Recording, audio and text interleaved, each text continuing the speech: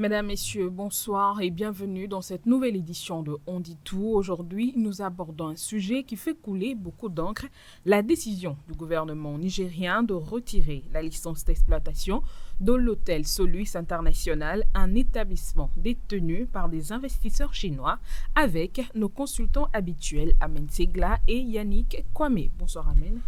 Bonsoir Martial et bonsoir au peuple africain. Plaisir de vous avoir encore sur notre plateau. C'est un plaisir partagé. Bonsoir Yannick. Bonsoir Martial et bonsoir à tous nos téléspectateurs. Plaisir de vous avoir encore sur ce plateau. Eh bien, tout plaisir pour moi Martial. Alors, en effet, lors du Conseil des ministres du 18 mars 2025, la ministre nigérienne de l'Artisanat et du Tourisme, Madame Sofiane Agaïchata Kishene, a annoncé le retrait de la licence d'exploitation de l'hôtel Solus International. Cette décision effective depuis le 6 mars fait suite à plusieurs infractions. Mais avant la prise de cette décision, le gouvernement a pris une série de mesures urgentes pour reprendre la main sur son secteur pétrolier en harmonisant les salaires entre employés, expatriés et nigériens, en priorisant les nationaux aux postes clés. Également, l'attribution des contrats de sous-traitance à des entreprises locales a été revue. Alors, Amen, quelle lecture faites-vous de ces décisions du gouvernement nigérien? Merci Martial. Alors, depuis quelques jours, cette information fait la une des journaux à Niamey et dans les autres pays de l'AES. Parce que vous n'êtes pas sans savoir que depuis que les trois pays ont affirmé leur souveraineté, certains pensent que c'est juste une affirmation gratuite et qu'ils voulaient chasser un maître pour un autre maître. Mais ce n'est pas le cas. À voir la décision prise ces derniers jours par les autorités nigériennes à l'endroit des Chinois qui sont des investisseurs d'ailleurs dans le pays. Alors, pour revenir sur ta question, il s'agit de l'hôtel Solus International qui est dirigé par les Chinois. Et dans le pays, les règlements qui régissent la gestion même de l'hôtel au niveau de l'État, chaque fin d'année, vous devez fournir un rapport d'exploitation à l'État pour que l'État sache ce que vous faites dans cette structure-là. Voilà, dans cette structure-là. Et vous êtes obligé aussi de communiquer vos fichiers clients, tout ce qui concerne la gestion de l'hôtel. Mais ce qui n'est pas le cas au niveau de cet hôtel géré par les clients. Et même lorsque les inspecteurs qui doivent aller dans toutes les structures hôtelières pour contrôler ce qui se passe là-bas, ils ont refusé l'accès à ces inspecteurs-là. Alors là, le ministre du Tourisme et de l'Artisanat a pris cette décision du moment où l'État, en fait les Chinois, ne voulaient pas communiquer sur l'exploitation, sur ce qui se fait au sein de cet hôtel-là. Il a dit tout simplement, comme vous ne voulez pas vous conformer à la loi qui régisse notre pays en matière d'hôtellerie, alors on suspend votre exploitation jusqu'à nouvel ordre. Là, ce n'est pas le plus grave. Ce qui est grave même dans cette affaire est que l'hôtel a été occupé par des Chinois qui exploitent ou bien qui sont dans une société WAPCO. C'est-à-dire société WAPCO, c'est cette société-là qui s'occupe de l'exploitation du pétrole au Niger. Ça veut dire qu'ils ont créé l'hôtel pour des Chinois. Or, dans la loi qui régit le tourisme au Niger, vous ne pouvez pas occuper un hôtel pour une personnalité ou bien pour un groupe de personnes. Non. Alors là, si vous voulez créer une maison, vous voulez construire une maison de résidence pour les gens, mais va falloir que vous soyez clair. Et en dehors de ça, l'espace réservé pour l'exploitation même de l'hôtel est encore cédé à une autre société pour d'autres exploitations. Et tous ces faits-là, les autorités nigériennes ont dit, on en a assez. Parce que on ne peut pas vous accepter pour venir dans notre pays, travailler et investir, et puis vous allez à l'encontre même des lois qui régissent le domaine. Donc c'est sur ça et le ministre de l'Artisanat est revenu le mardi dernier en Conseil des ministres. Alors, votre avis sur la question, Yannick, qu'est-ce que vous en pensez? Alors moi, je pense que ces décisions du gouvernement vient confirmer un fait. Et ce fait, c'est que le général Abdourahmane Tiani et ses collaborateurs sont en train de faire un travail remarquable en ce qui concerne le suivi et la veille des ressources et des infrastructures du pays. Et vous savez, le Niger compte se positionner sur la scène internationale comme un acteur clé dans le secteur pétrolier. Et il envisage concrètement d'exploiter au moins 500 000 barils par jour à long terme. Donc, la gestion opaque, la mauvaise gestion qu'on est en train de remarquer dans le secteur pétrolier et par les Chinois, par les entrepreneurs chinois, viendra ou bien risque de compromettre cette ambition-là, ce projet du gouvernement. Et aussi, il faut savoir que le Niger compte optimiser les ressources naturelles, notamment le pétrole, pour asseoir ou bien pour catapulter son développement. Et c'est important de prendre ces mesures-là pour mettre ou bien pour remettre de l'ordre dans ce secteur-là et surtout voilà, pour remettre de l'ordre dans ce secteur. Alors, est-ce que vous pensez que l'harmonisation des salaires entre expatriés nigériens est-elle une avancée vers une justice sociale ou un frein à l'attractivité des investissements? Oui, l'harmonisation des salaires entre les expatriés et le salaire des nationaux fait partie des mesures annoncé par le gouvernement nigérien pour justement remettre de l'ordre dans ce secteur tel que je viens de le dire. Et c'est de bonne guerre, ça participe à la justice sociale. Ça permettra aux travailleurs nationaux, aux Nigériens qui sont sur le terrain de mieux vivre. Et dans ta question, tu as dit que est-ce que cela risquerait d'être un frein? Non, pas du tout.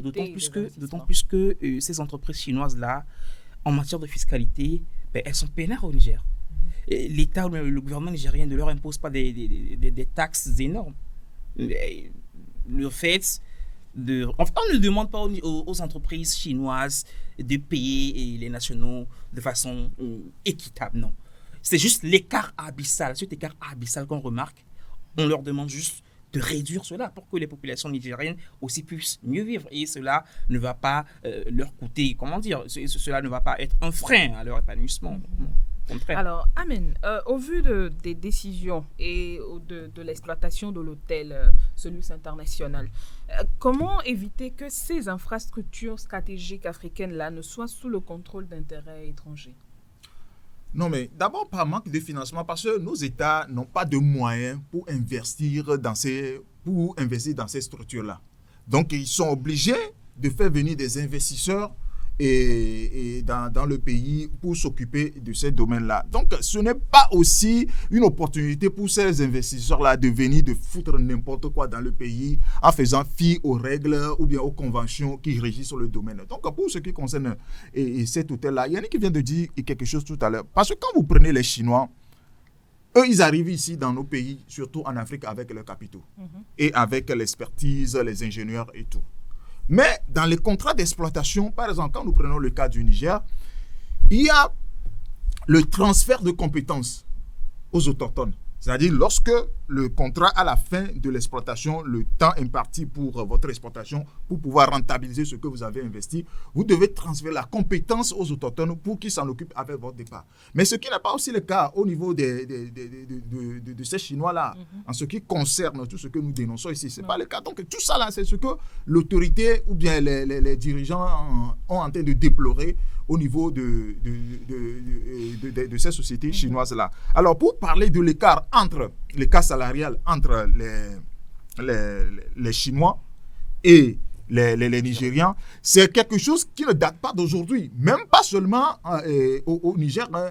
Dans nos pays africains, vous allez voir au même poste, hein, c'est-à-dire vous travaillez au même poste. Du moment où c'est un blanc, bon, on lui accorde certains privilèges que le noir ne peut même pas envisager.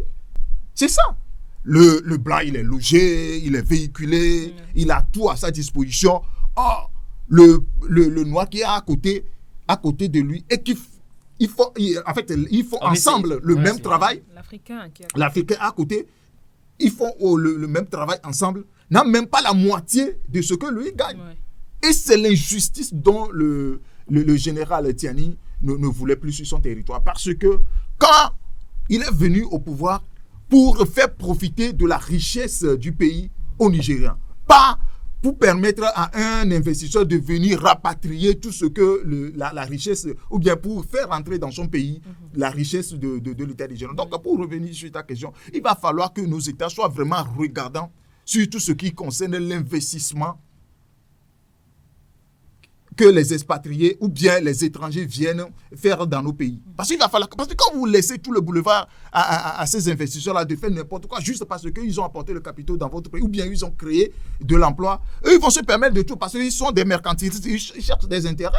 Donc, quand il n'y a pas de contrôle, il n'y a pas de garde-fou, vous n'avez pas de canevas, vous n'avez pas mis les dispositifs dans lesquels ils doivent marcher pour pouvoir pour rendre compte de tout ce qu'il est en train de faire. Mais ils vont se permettre de n'importe quoi et vous serez lésés à la fin de compte. Alors, votre avis sur la question, Yannick? Oui, je vais rester dans la même logique que Amen. Voilà. Si tu as l'argent, si tu viens, tu as les capitaux, ben c'est toi qui fais la loi. Et l'entreprise chinoise, la principale entreprise chinoise qui opère au Niger, dans le secteur du pétrole, la China National Petroleum Corporation, quand elle est venue, elle a avancé 4 milliards. Elle a investi 4 milliards de dollars dans l'exploitation du pétrole au Niger. Et le deal, c'est que lui, il perçoit son 15% de bénéfices et les 25% restants appartiennent au Niger. C'est gros, c'est énorme. C'est énorme. Et avec ça, les Chinois n'auront que du zèle. Et ils se croiront tout permis et foutront n'importe quoi. Donc, il est important que l'État nigérien revoit les choses, surtout revoit le côté financement et en mettant en place des mesures qu'il faut, par exemple les banques d'investissement et tout, et mettre en place les fonds nécessaires pour que l'investissement ne soit plus pour que l'investissement ne soit plus seulement du côté des entreprises étrangères qui viennent exploiter les ressources naturelles dans ce pays-là, et également le transfert des compétences. Tout faire pour que dans les contrats, il faut insérer des clauses dans les contrats qui stipulent que à un certain niveau, bien à un certain temps, ces entreprises étrangères là ils viennent pas seulement avec les capitaux, mais ils viennent avec les compétences aussi. Wow. Il faut le préciser, qu'ils transfèrent à un moment donné des compétences, qu'ils forment les nationaux aussi à pouvoir travailler ou bien à pouvoir évoluer même à leur absence. Donc, c'est de côté là. En fait, et aujourd'hui, il va falloir que nous avons des écoles d'ingénierie en Afrique. S'il n'y en a pas, il va falloir que nos États commencent par y penser.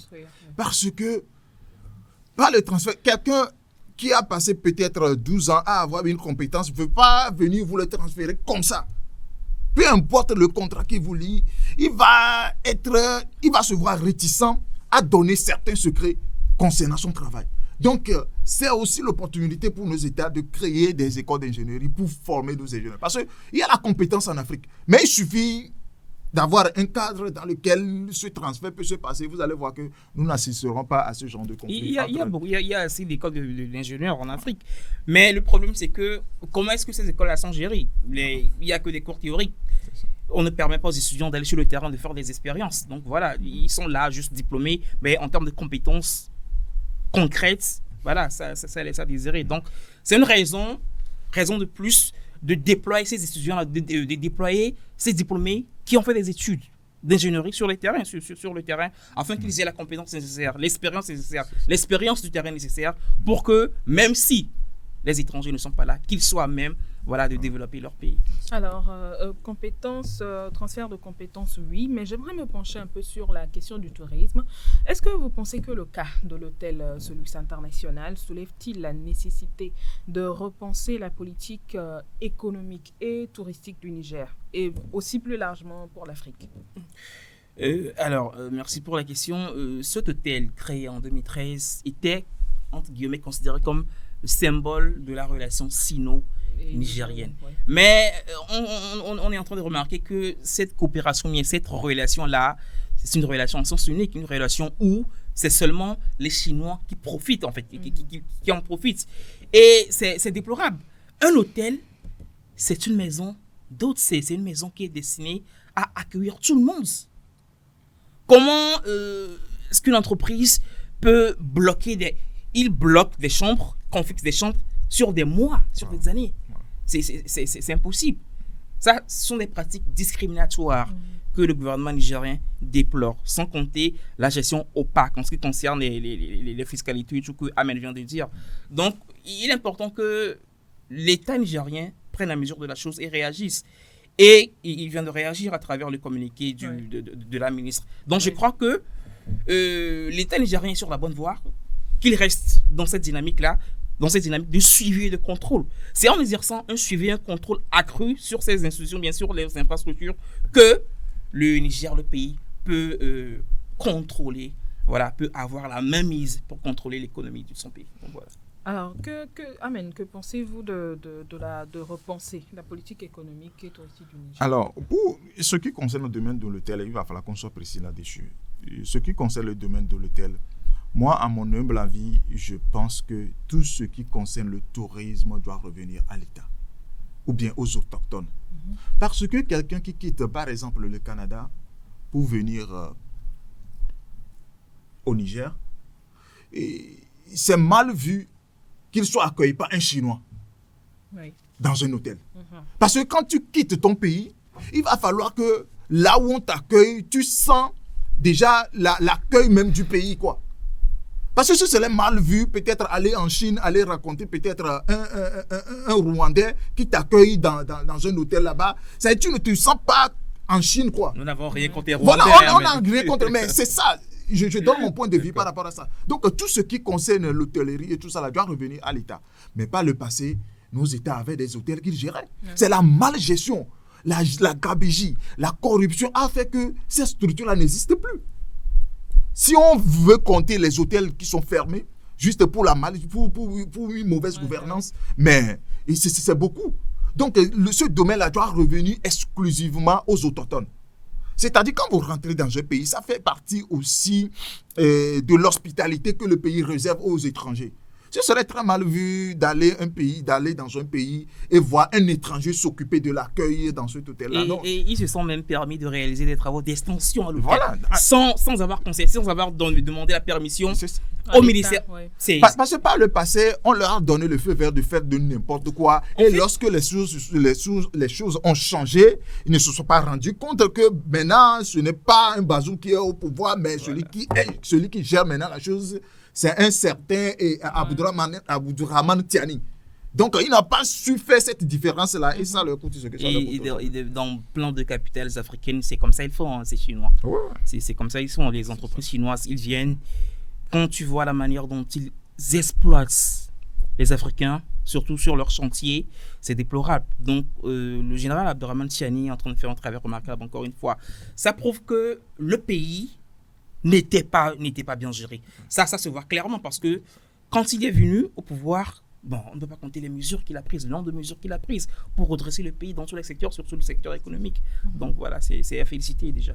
Alors, Amen, est-ce que vous pensez que ces décisions-là qui ont été prises aujourd'hui en Conseil des ministres par le gouvernement nigérien ouvrent une nouvelle ère de rapport de force entre les États africains et les investisseurs étrangers? Non, ce n'est même pas un rapport de force. C'est juste pour faire comprendre aux investisseurs que quand vous arrivez dans un pays, il y a les règles qui régissent ce pays-là. Vous devez vous conformer lorsque vous voulez investir dans un domaine donné. Donc, c'est juste pour faire comprendre aux Chinois que l'ère de Bazoum ou l'ère des présidents qui ont régi le pays, qui ont géré le pays par le passé est révolue. Maintenant, les données ont changé. Maintenant, vous devez vous conformer à tout ce qui concerne les conventions ou bien les règlements dans le domaine dans lequel vous voulez vous investir.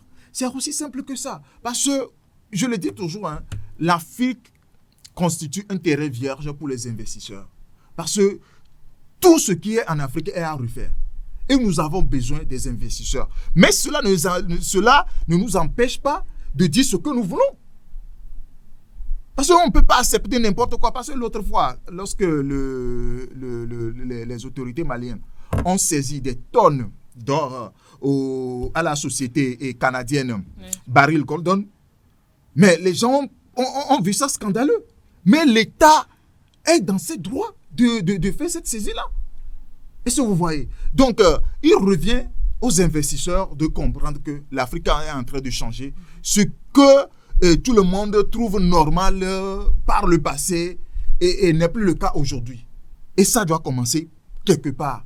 Du moment où les trois autorités des pays de l'AES se sont lancées dans cette réforme-là, il va falloir que d'autres pays emboîtent le pas pour que les autochtones ou bien les Africains arrivent à bénéficier de leurs richesses. C'est le plus important. Alors Yannick, qu'est-ce que vous pensez que cette décision-là ouvre une nouvelle ère ou c'est juste des réglementations pour une bonne gestion des pays africains? Cette réaction du gouvernement nigérien est un signal fort, un signal marquant, le fait que le pays, le Niger, n'est pas prêt à accepter le manque de respect venant de quel pays que ce soit.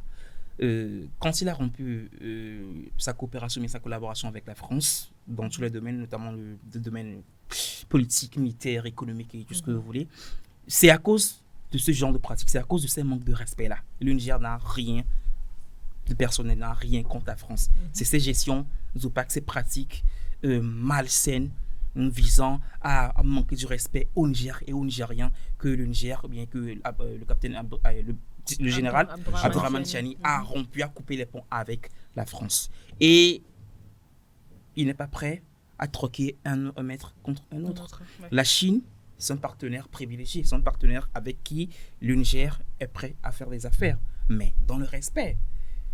Voilà, le Niger ne peut pas aller en Chine maintenant et confisquer un hôtel et empêcher les Chinois de fréquenter cet hôtel-là. C'est inconcevable, c'est impossible. Et pourquoi les Chinois se jusqu'à aller priver les inspecteurs d'y accéder pour faire le contrôle. Et ça, c'est un manque de respect énorme. Et je crois que les autres pays africains doivent suivre le pas, doivent emboîter le pas au général Abdourahmane Tiani. Ce n'est pas parce que nous avons besoin des investisseurs, nous avons besoin des capitaux, nous avons besoin de certaines compétences que vous allez vous permettre de vous comporter de façon impolie envers nous. Donc voilà. Alors, je reste toujours dans votre logique. Comment est-ce que vous pensez que les citoyens et les acteurs économiques africains peuvent-ils mieux surveiller et exiger la transparence des entreprises étrangères? Alors, l'État doit être plus regardant sur ces pratiques. L'État doit avoir des yeux partout et inclure dans les contrats les clauses qui obligent les exploitants des ressources naturelles à communiquer plus souvent sur leurs revenus, sur les bénéficiaires et tout ce qui entoure la pratique ou bien l'exploitation des ressources minières. Donc, voilà. Alors, Amen, votre mot de la fin. Alors, je voulais faire une mise au point. Parce que tout ce que nous disons ici, c'est pour appeler les uns et les autres, surtout nos dirigeants en Afrique, à prendre leurs responsabilités en ce qui concerne les investissements des étrangers. Alors, merci Yannick pour votre intervention. Merci Amen pour les éclaircissements sur ce sujet. Nous arrivons ainsi à la fin de cette émission. Merci de nous avoir suivis et à la prochaine édition.